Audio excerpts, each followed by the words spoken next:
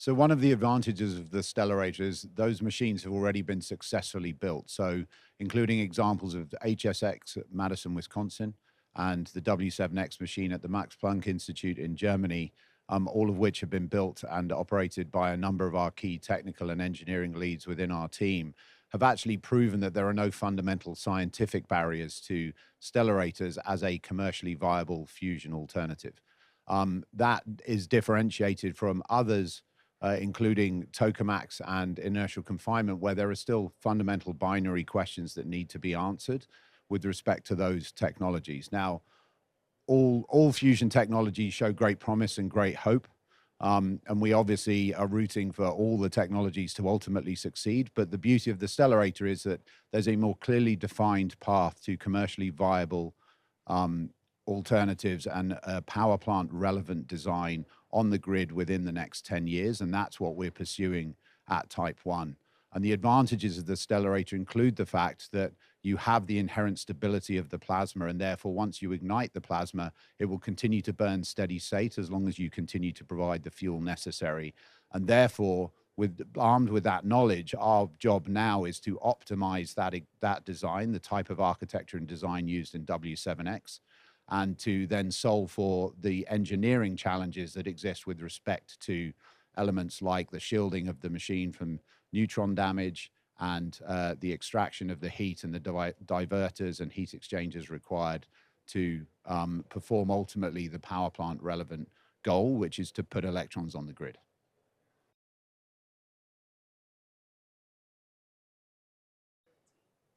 So one of the things to know about fusion technology is ultimately it's an alternative source of heat. So what we're therefore doing is we're looking to produce heat in a far more efficient way, in a carbon-free way, but we can then use predominantly the same balance of plant as is used in existing technologies, including combined cycle gas-fired power plants and coal-fired power plants.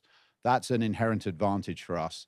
And as a result, we recently announced the signing of a partnership agreement with TVA. We were already working in collaboration with respect to Infinity One, which is a prototype machine which will be used to verify by test certain elements of our power plant design. It's important to note that Infinity One will not put electrons on the grid, but we don't need it to do that for all the reasons that I just described. And ultimately, Infinity One, as I mentioned, is not proving that from a scientific basis, the technology works. It's merely used to optimize design elements of our power plant design, which we intend to have ready by the end of this decade. So ultimately, what happens is by using Infinity One, we can optimize that design, and we can then proceed with deploying a power plant relevant design within the next decade, which will put electrons on the grid by 2034. It's also important to note that as part of that partnership, we will be building Infinity One at a decommissioned coal-fired power plant called Bull Run in Tennessee in partnership with TVA. And our partnership agreement that was recently announced includes significant collaboration. We've already started some of the demolition and site preparation work for breaking ground on Infinity One next year. And then that will then move into collaboration with TVA on the design aspects of Infinity 2, which is our first of a kind power plant that we will hope to deploy with them post completion of Infinity 1.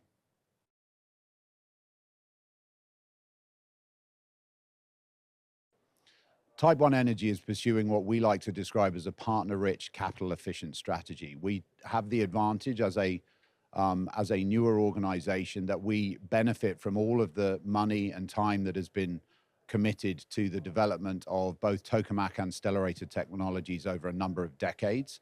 Through the partnership model, we're looking to work with experts in various fields to avoid the need for us to upscale and vertically integrate, and also to take advantage of all that experience, which makes it a far more capital efficient strategy and ultimately will allow us to scale when deploying this technology on a global basis. So by example, we recently announced 3 partnerships. One is a partnership with CFS. Obviously, they're pursuing their own designs with respect to tokamak technologies, but they have exclusive rights to Viper, which is a technology in the field of HTS magnets, which was CFS was spun out of MIT with access to that technology. We have an exclusive sub-license in the field of Stellarators, And we are looking to work with CFS in collaboration to build the magnets once we are complete with our testing and design of those magnets using the Viper technology.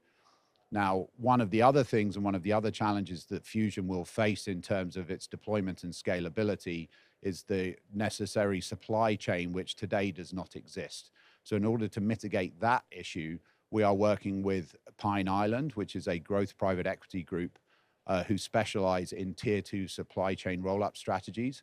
And we will be collaborating with them as they pursue a roll-up strategy with tier 2 supply chain partners that we will assist in identifying and diligencing. Heaven forbid that we get to 2029 with a power plant relevant design and there isn't the supply chain there to support it. The third of our partnerships is obviously the TVA partnership, which we've spoken about with respect to Project Infinity.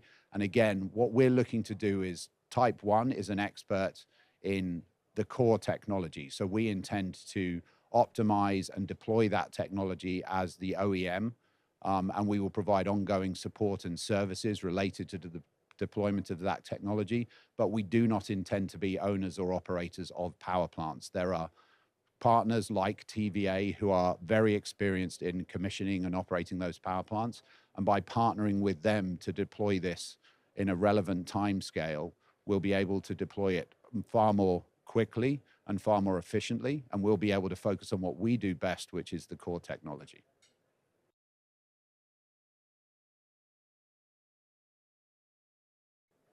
I think the thing to know about fusion is it's part of the solution from a baseload power generation and decarbonization standpoint.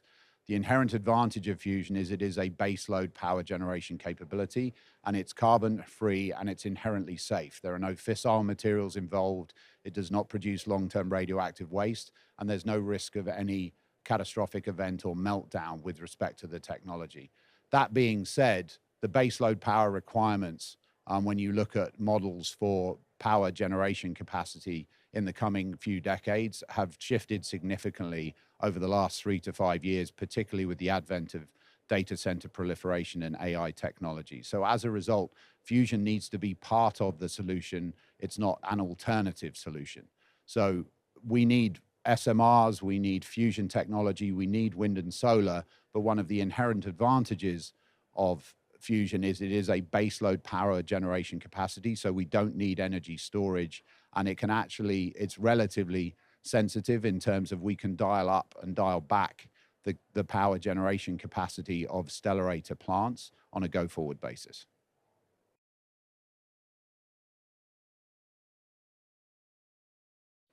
Yes, in terms of attracting investment from more traditional investors, and sources of capital, I think one of the biggest things that's happened in the last couple of years is really a shift in mentality in the investor community of recognizing that fusion has now gone from an if to a when. So I think whilst we still are exploring the technology readiness levels of various technologies, the Stellerators obviously are the most advanced in that regard, and we can provide very tangible and credible milestones to electrons on the grid within 10 years.